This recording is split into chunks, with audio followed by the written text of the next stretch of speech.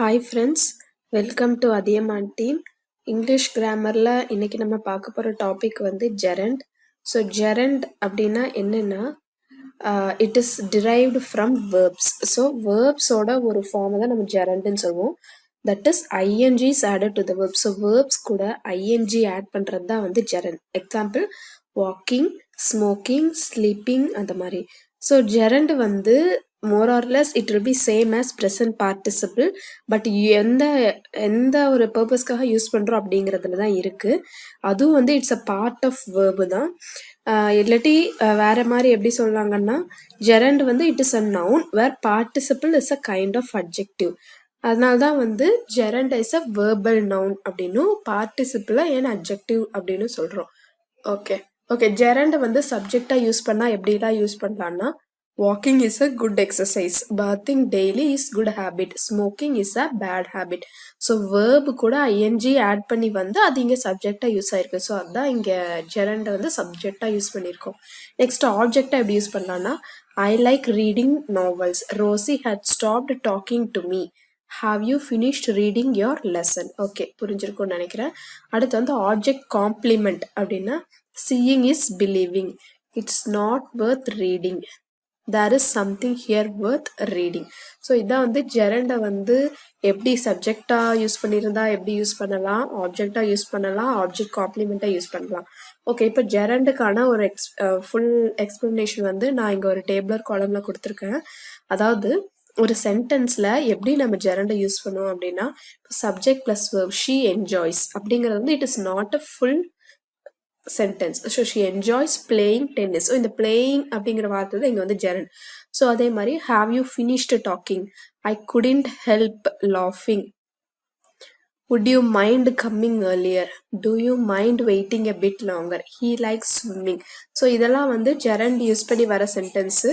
இது வந்து more or less present participle sentence மாதிரி தான் இருக்கும். பட் இந்த ஜெரண்ட் வந்து எந்த இடத்துல நம்ம யூஸ் பண்ணுறோமோ அதை பொறுத்து தான் இதை நம்ம கிளாஸிஃபை பண்ணுறோம்.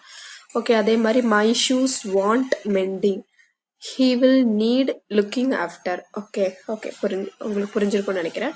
ஸோ சம் எக்ஸாம்பிள்ஸ் பார்க்கலாம். Dash away one's mind in an art. So இட்லிங்னா வந்து அதாவது ஒன்றும் செய்யாமல் ஐடியலாக இருக்கிறத தான் வந்து நம்ம ஐட்லிங்னு சொல்கிறோம். ஸோ அது வந்து இங்கே ஜெரண்ட். ஓகே, ஐ சா ஹர் டான்ஸ் அப்படின்னா சென்டென்ஸ்க்கு ஃபுல் மீனிங் வராது. இதே ஈஸ் டான்சிங்னாலும் வராது, டு டான்ஸ்னாலும் வராது, டான்சிங். ஸோ ஐ saw her dancing. So full meaning இருக்கு. She is not interested in eating sweets. So இதில் இந்த ஆப்ஷன்ஸில் எந்த வேர்டு நீங்கள் போட்டிங்கனாலும் உங்களுக்கு தெரியும், ஒரு கம்ப்ளீட் மீனிங் வராது. ஸோ அதுதான் இங்கே ஜெரண்டாங்க, அதாவது ஈட்டுங்கிற வேர்பை ஜெரண்டா இங்கே யூஸ் பண்ணியிருக்கோம். Okay, she felt an insect dash around, fly around, to ஃப்ளையிங்லாம் வராது, ஒன்லி ஃப்ளையிங் அரவுண்ட். ஸோ இதை நீங்கள் ப்ரொனவுன்ஸ் பண்ணி பார்த்தாலே அதோட கரெக்ட் ஃபார்ம் உங்களுக்கு தெரியும்.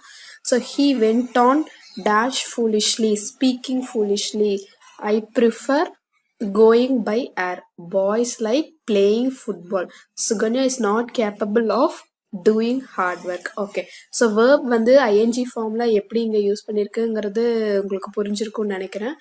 ஸோ சம் எக்ஸசைசஸ் கொடுத்துருக்கேன். ஸோ நீங்கள் வந்து செல்ஃப் ஒர்க் அவுட் பண்ணி பாருங்கள். ஸோ கண்டிப்பாக இது ரொம்ப ஈஸியான டாபிக். வேர்பை வந்து ஐஎன்ஜி ஃபார்மில் யூஸ் பண்ணுறது தான் ஜெரண்டுன்னு சொல்கிறோம். ஸோ இதில் நான் கொடுத்துருக்க கொஷின்ஸ் எல்லாமே ப்ரீவியஸ் இயரில் டிஎன்பிஎஸ்சி, ஆர்ஆர்பி எக்ஸாம்ஸில் கேட்ட கொஷின்ஸ் தான். ஸோ நீங்கள் வந்து இவாலுவேட் பண்ணி பார்த்துட்டு ஆன்சர்ஸ் நான் பின்னாடி ஸ்லைடில் கொடுத்துருக்கேன், செக் பண்ணி பார்த்துக்கோங்க. கண்டிப்பாக உங்களுக்கு இந்த டாபிக் புரிஞ்சிருக்கும்னு நினைக்கிறேன். Okay, thank you. ஓகே, நெக்ஸ்ட் வந்து இங்கிலீஷ் கிராமரில் நம்ம பார்க்க போகிற டாபிக் வந்து இன்ஃபினிட்டிவ்ஸ். ஸோ இன்ஃபினிட்டிவ்ஸ் அப்படிங்கிறது என்னென்னா, வேர்ப் எப்போ இன்ஃபினிட்டிவ் ஸ்டேட்டில் இருக்குது அப்படின்னு சொல்கிறோம்னா, அதில் வந்து ஆப்ஜெக்டும் இருக்காது, சப்ஜெக்டும் இருக்காது. அதாவது ஒரு ஒரு ஆக்ஷனை நம்ம வந்து டிஃபைன் பண்ணுறோம், அந்த வேர்போட ஆக்ஷனை டிஃபைன் பண்ணுறோம் without tying it to a specific person. அதாவது ஒரு கம்ப்ளீட்டான சென்டென்ஸில் இது வந்து just a phrase, verb acting without a subject. இது வந்து ஒரு வேர்பு, அந்த வேர்பில் வந்து சப்ஜெக்ட் இருக்காது. இப்போ எக்ஸாம்பிள் பார்த்தீங்கன்னா, she went to shop to buy some bread. So she went to ஷாப்புங்கிறது ஒரு ஃபுல் சென்டென்ஸ். எதுக்கு போனாங்கன்னா, to buy some bread. So இந்த டு பை அப்படிங்கிறது தான் இங்கே வந்து இன்ஃபினிட்டிவ். ஸோ இன்ஃபினிட்டிவ்ங்கிறது சிம்பிளாக சொல்லணும்னா to plus verb. So verb plus I N G வர்றது வந்து ஜெரண்டு, இதே டூ ப்ளஸ் வேர்ப் வர்றது வந்து infinitive. So when two is added to a noun or pronoun it is preposition. when two is added to a verb it is infinitive. So இந்த difference நம்ம புரிஞ்சுக்கணும். Preposition அப்படிங்கிறதுல வந்து அந்த டிஓங்கிற word is actually a preposition. இது வந்து noun கூடயோ ப்ரொனவுன் கூடயோ ஆட் பண்ணால் அது வந்து ப்ரிப்போசிஷன். இதே வேர்பு கூட ஆட் பண்ணால் அது இன்ஃபினிட்டிவ். ஸோ இதுக்கு ஒரு எக்ஸாம்பிள் சொல்கிறேன். I will give it to you. So இந்த டூ வந்து பார்த்தீங்கன்னா வேர்பு கூட வரல, யூங்கிற ப்ரொனவுன் கூட வந்திருக்கு. ஸோ இது ஒரு ப்ரிப்போசிஷன். இது I am very glad to see you. So சீங்கிற ஒரு வேர்பு கூட டூ வந்திருக்கனால இது இன்ஃபினிட்டிவ். ஸோ ப்ரிப்போசிஷனுக்கு இன்ஃபினிட்டிவ்க்கு இதுதான் difference. Okay, so infinitive use பண்ணி சப்ஜெக்டாக வர சென்டென்ஸ் கொஞ்சம் பார்க்கலாம். To sleep is good for health. To trust in God gives peace of mind. Okay, so sleep, trustங்கிற ரெண்டு வேர்பு கூட டூ வந்திருக்கனால இங்கே இன்ஃபினிட்டிவ் இது.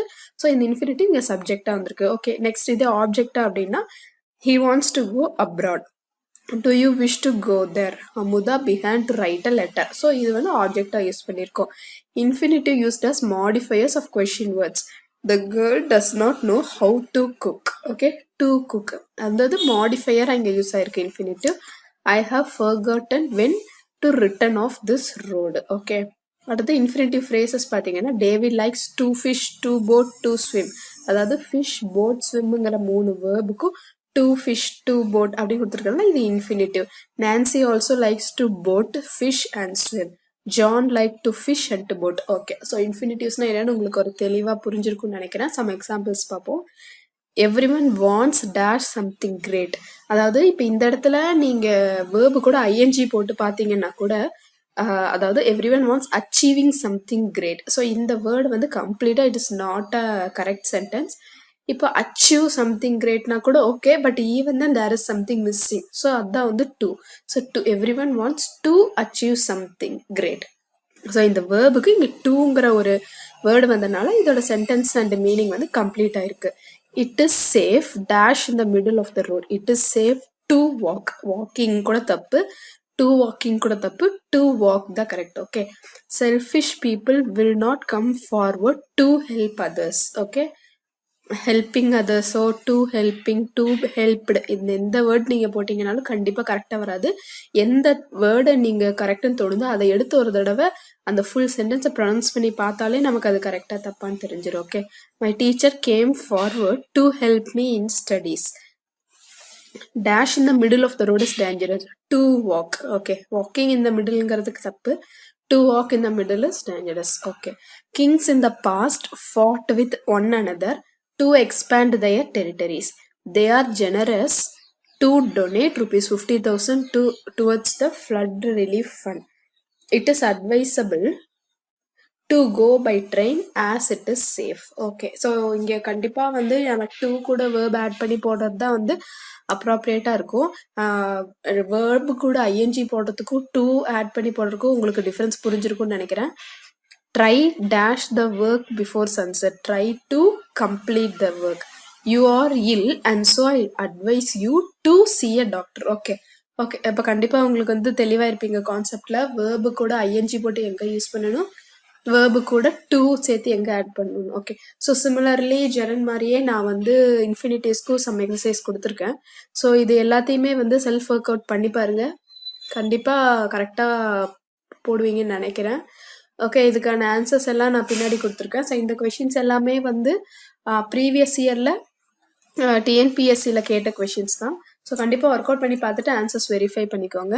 ஓகே, ஸோ இன்ஃபினிட்டிவ்ஸ் அண்ட் ஜெரண்ட் ரெண்டுமே கொஞ்சம் மோர் ஆர் லெஸ் ஈஸி டாபிக் தான். ஸோ இதில் வந்து நம்மளுக்கு தப்பு வரதுக்கு சான்ஸ் இருக்காது. ஒன்லி திங் இஸ் கான்செப்ட் புரிஞ்சுக்கணும். ஓகே, ஸோ நெக்ஸ்ட் வந்து இதே மாதிரி சிமிலர் கான்செப்ட் வந்து பார்ட்டிசிபிள்.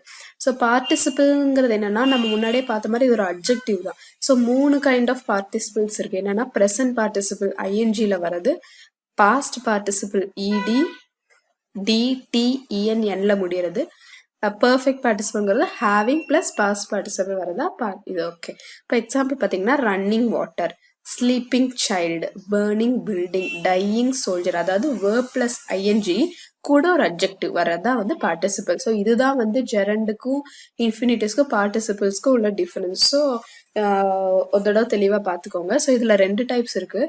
டைப் 1 பார்த்தீங்கன்னா தட் விச் ஹூ வச்சு வேற சென்டென்ஸ் பார்க்கலாம். The hunter saw the bird he shot it. So இதை வந்து எப்படி பார்ட்டிசிபிளில் நம்ம சொல்லலாம்னா seeing the bird the hunter shot it. Okay, I saw my father I ran to meet him. seeing my father I ran to meet him. இது present participle. Okay, அப்போ bell rang இது past tense. The boys ran out. The bell ringing, the boys ran out. Okay, அப்புறம் he was hit on the head. He was taken to doctor. Having been hit on the அப்போ having been அப்படின்னு use பண்ணி இதை நம்ம சொல்றதுனால இந்த perfect participle சொல்றோம். Having been hit on the head, he was taken to the doctor.